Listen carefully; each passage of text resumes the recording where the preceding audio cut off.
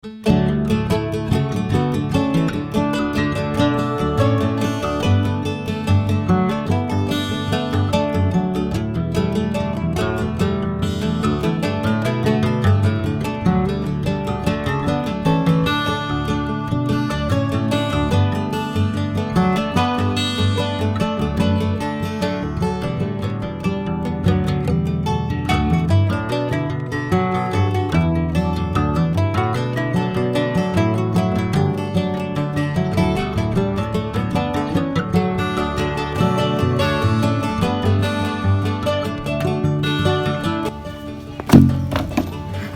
lot of work.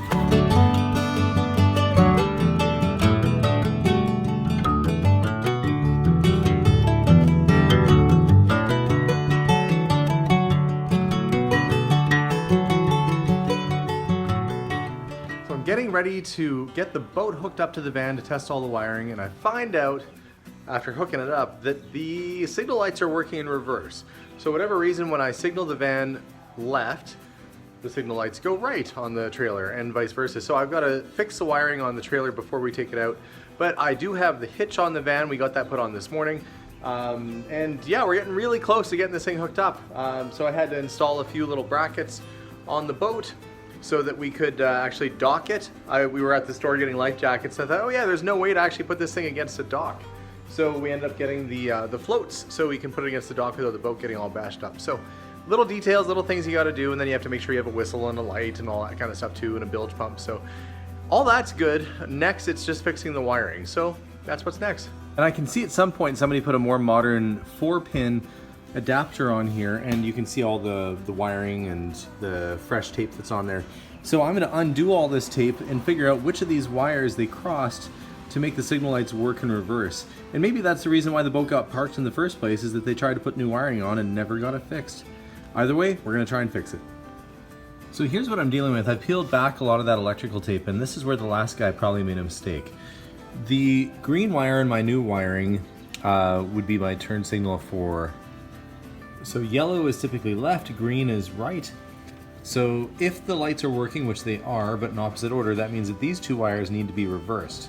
So I can't really look at the colors on here because they don't really line up with what's going on down there. But I can say that the two wires at the top up here, the green and the yellow, are working in reverse of what they should. So I'm going to try reversing these two and see if that does anything for us for the signal lights working. Okay, so before I hook anything up more permanently, we're going to test that out and see if that's what it was. And success! We have working lights on the trailer, working lights on the van. So I'm going to test the brake lights and see if those are good to go now too. So my wife is back there checking the tail lights. So do we have brake lights? Yeah. Okay, I'm gonna try left signal. Okay, right signal. Okay, success. Now that's going on. Her arms are crossed because she realized that the boat's a lot smaller than she thought it was. It'll be fine. I don't want to tip over. I know, but there it is. Hooked up to the van. Actually, that looks pretty darn cool. Yeah. It's a nice little combo. But they should be the same color. No, I'm not painting the boat. I like it just the way it is. But this is a race boat. This is a bona fide vintage, well, nearly antique race boat, and they were meant to be small and fast and slim. So I guess I'll find out when we get it in the water. Okay, so it's my first time towing the boat. It is behind me. I don't know if you can see it out the back there. It is out the back. And we're gonna try going around the block just to give it a test run. So, set that down. Here goes nothing. And I've decided I better get myself a bilge pump because the first time back in the water after about 50 years, don't want this thing to sink with me or my family in it. So, that's what I did. So I've just tacked a little piece of wood in here with the on-off switch and attached to the bilge pump. So if we do get some water, hopefully this little guy will get it out of there. Well, this is it. I think I've checked over about as much as I can to make sure it's going to be safe for the highway and also for the water. So the family's going to load up in the van and we're going to try this boat out, getting it to the lake. So time to get the family. Did I write a in the boat? No, you can't ride in the boat down the highway. Well, you can ride in the boat when we get to the lake. That'd be so dangerous, Jason. No, you can just hold on to the roof of the van instead.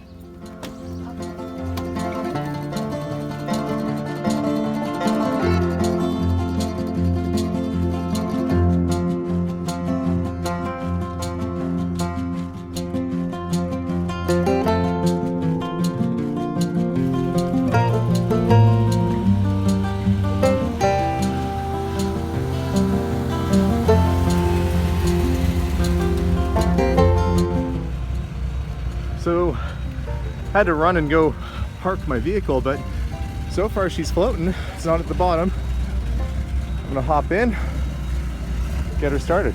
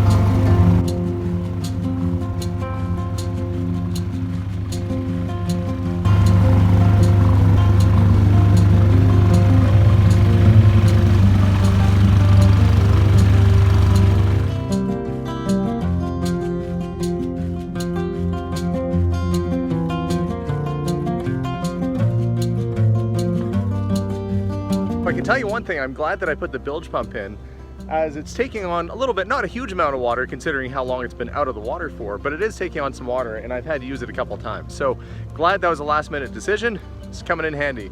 But wife and kids should be here soon with the life jackets. The boat should be swelled up a little bit with some water by now. We're gonna take this guy out for a spin. The life jacket. Hey guys, you ready for a trip in the boat? Yes. Nice. Okay. Hold on. Nope. Dad goes first. Jason, away from the edge, please. You're at the wrong boat. Don't bring rocks, Jason. We don't need anything more to weigh us down. So thwarted by a tiny little gasket connecting my pressurized fuel line, having to bring the boat in after only basically a 2-minute run today. But next weekend, hopefully I'll have a little bit more luck. And we did make it back home safe and sound. So I'm gonna list off the positives. The van did fantastic. It did fantastic, you might say. It drove perfect down the highway. No lack of power. Say what you will about Volkswagen vans. This van again handled perfectly. I had no issue with it pulling uphill. The boat, it didn't sink. That's a plus. It got in the water okay. I did take it for a little run around the lake. But we did have one issue that held us back, and that was this.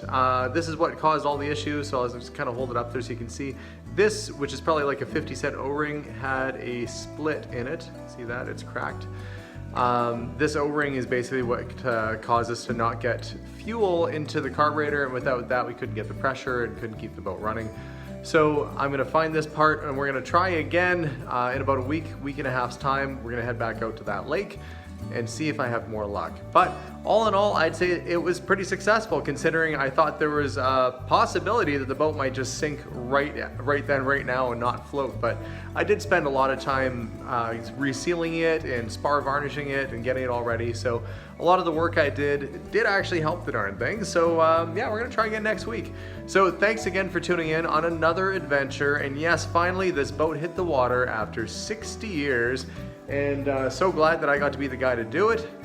Hopefully we can get the little gasket fixed up and we'll get it back in the water again in a couple weeks. But yeah, I'd say for our first attempt at it, we actually did, you know, I'd call that a success. So we'll try it again in a week or so. But don't forget to hit that subscribe button for more videos. You can check us out online at curiosityedmonton.ca. We are on Facebook and we're on Instagram at Curiosity Inc. YEG. Look forward to seeing you guys. Definitely try and stay interactive with our videos and with our content. So stay tuned for more and we'll see you guys soon. Bye for now.